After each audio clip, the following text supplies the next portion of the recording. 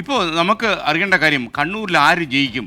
അതെ, അപ്പൊ നമുക്ക് ഈ മണ്ഡലത്തിൽ പരിചയപ്പെടുത്താം. അടക്കം പറച്ചിലൂടെ നമ്മൾ പരിചയപ്പെടുത്തുന്നു കണ്ണൂർ.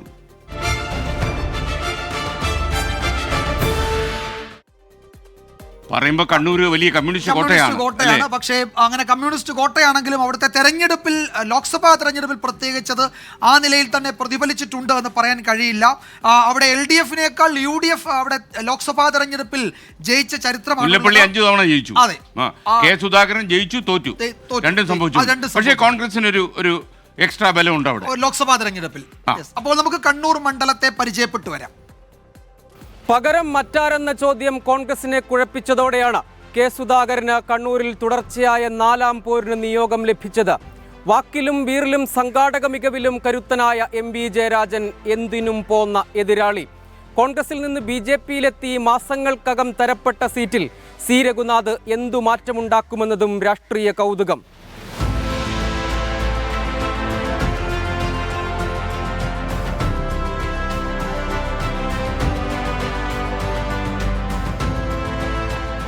ഏഴു നിയമസഭാ മണ്ഡലങ്ങളിൽ 5ഇടത്തും LDF, 2 മലയോര മണ്ഡലങ്ങൾ മാത്രം UDF-ന്റെ കൈവശം. കഴിഞ്ഞ നിയമസഭാ തെരഞ്ഞെടുപ്പിൽ LDF-ന് 1,28,479 വോട്ടുകളുടെ മുൻതൂക്കം. പക്ഷേ ലോക്സഭയിലെ കഥ അങ്ങനെയല്ല. 1977 മുതൽ പരിശോധിച്ചാൽ 12 തെരഞ്ഞെടുപ്പുകൾ.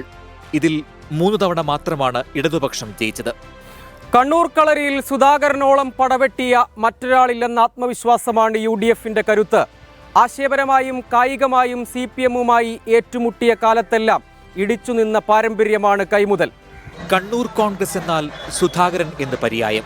ചടുല ശൈലിയിലും പോരാട്ടവീരത്തിലും അണികൾക്ക് ഹീറോ. ഇടതുവിരുദ്ധ രാഷ്ട്രീയത്തിന്റെ കുന്തമുന. കണ്ണൂരിൽ CPIM-നെ നേരിടാൻ കുമ്പക്കുടി സുധാകരനോളം പോന്ന മറ്റൊരു പേരില്ല UDF-ൽ.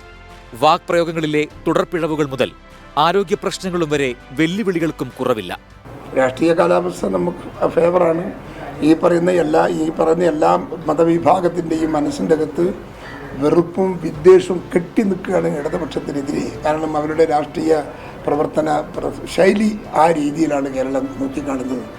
മുഖ്യമന്ത്രിയും CPIM സംസ്ഥാന സെക്രട്ടറിയും പ്രതിനിധീകരിക്കുന്ന നിയമസഭാ മണ്ഡലങ്ങൾ കണ്ണൂർ ലോക്സഭാ മണ്ഡലത്തിന്റെ ഭാഗമാണ്. ഈ കാരണം മാത്രം മതി ഇടതുമുന്നണിക്ക് കണ്ണൂരിലേത് അഭിമാന പോരാട്ടമാകാൻ. ജയരാജ നിയോഗം തുണയാകുമെന്ന് LDF പ്രതീക്ഷ. എടക്കാട് നിന്ന് 2 തവണ നിയമസഭയിലെത്തിയ MV ജയരാജന് ലോക്സഭയിലേക്ക് ഇത് ആദ്യ അംഗം. മുഖ്യമന്ത്രിയുടെ പ്രൈവറ്റ് സെക്രട്ടറി പദവിയിൽ നിന്നാണ് കണ്ണൂരിലെ പാർട്ടിയുടെ അമരത്തെത്തിയത്. പാർട്ടി കോട്ടകളിൽ വോട്ട് ചോർന്നത് 2019 CPIM-ന് ഏൽപ്പിച്ചത് ചെറുതല്ലാത്ത ഷോക്ക്. മികച്ച സംഘാടകൻ കൂടിയായ ജയരാജൻ ഇടതു വോട്ടുകളിൽ വിള്ളൽ വീഴാതെ കാക്കുമെന്ന് പാർട്ടിക്കുറപ്പ്. രാഷ്ട്രീയപരമായും വികസനപരമായും LDF-ന് അനുകൂലമാണ് കണ്ണൂർ പാർലമെൻറ്റ് മണ്ഡലത്തിൻ്റെ സവിശേഷമായ സാഹചര്യം. കഴിഞ്ഞ 5 വർഷം ഇവിടെ നിന്ന് ജയിച്ചു പോയ MP കണ്ണൂർ മണ്ഡലത്തെ അവഗണിച്ചു. കഴിഞ്ഞ നിയമസഭാ തെരഞ്ഞെടുപ്പിൽ ധർമ്മടം മണ്ഡലത്തിൽ പിണറായി വിജയനെതിരെ കോൺഗ്രസ് സ്ഥാനാർത്ഥിയായി മത്സരിച്ച C രഘുനാഥാണ് കണ്ണൂർ ലോക്സഭാ മണ്ഡലത്തിലെ NDA സ്ഥാനാർത്ഥി. NDA പോരാട്ടത്തെ ശ്രദ്ധേയമാക്കുന്നതും ഈ ഘടകം തന്നെ. പതിറ്റാണ്ടുകളായി കണ്ണൂരിലെ കോൺഗ്രസ് രാഷ്ട്രീയത്തിൽ സജീവമായിരുന്നു C രഘുനാഥ്. കെ സുധാകരന്റെ പഴയ ഉറ്റ അനുയായി. പാളയം മാറി BJP-യിലെത്തിയതിന് പിന്നാലെ സ്ഥാനാർത്ഥിത്വം. ഒരു സ്ഥലത്ത് പോലും നേരത്തെ നിന്ന് വ്യത്യസ്തമായി ആളുകൾ സ്ഥാനാർത്ഥിയെ അംഗീകരിക്കുവാനും സ്നേഹിക്കുവാനും അടുത്തു വരാനൊക്കെ തയ്യാറാവുന്നു. അതൊക്കെ ഒരു പോസിറ്റീവായി ഞാൻ അതിനെ കാണുകയാണ്. UDF സ്ഥാനാർത്ഥിയുടെ വ്യക്തിപ്രഭാവത്തിന് പഴയ പകിട്ടുണ്ടോ? ഇടതു വോട്ടുകൾക്കും പുറത്തേക്ക് പാലമിടാനാകുമോ MV ജയരാജന്? BJP വോട്ടുകൾ എന്തു മാറ്റമുണ്ടാക്കും? പിടിതരാത്ത സസ്പെൻസ് ഒളിപ്പിക്കുന്നുണ്ട് കണ്ണൂർ മണ്ഡലം. പ്രജ്വൽ സുരേഷിനൊപ്പം സജോ ദേവസ്യാം, 24 കണ്ണൂർ. വിജയകുമാർ, കണ്ണൂർ എന്തായാലും തീവാർന്ന പോരാട്ടം ഉണ്ടാകുമെന്നതിനാണ് ഉറപ്പ്. ഇതിനിടയിൽ നമുക്ക് ന്യൂഡൽഹിയിൽ നിന്ന് KV രാമചന്ദ്രൻ ഒരു കാര്യം നമ്മളെ അറിയിക്കുന്നുണ്ട്. ഞാൻ പറഞ്ഞൊരു ചെറിയ പ്രശ്നമാണ് അദ്ദേഹം പറഞ്ഞിരിക്കുന്നത്. അദ്ദേഹം പറയുന്നത് നേരത്തെ കാലത്തെ വരണേ കാമ എന്നാ പറഞ്ഞിരിക്കുന്നത്. ഞാൻ പറഞ്ഞതിൽ ചെറിയൊരു, എന്തായാലും താങ്കൾ പറഞ്ഞതായിരിക്കും ശരിയെന്ന് വിശ്വസിച്ച് നമ്മൾ അതിലേക്ക് കടക്കുന്നു.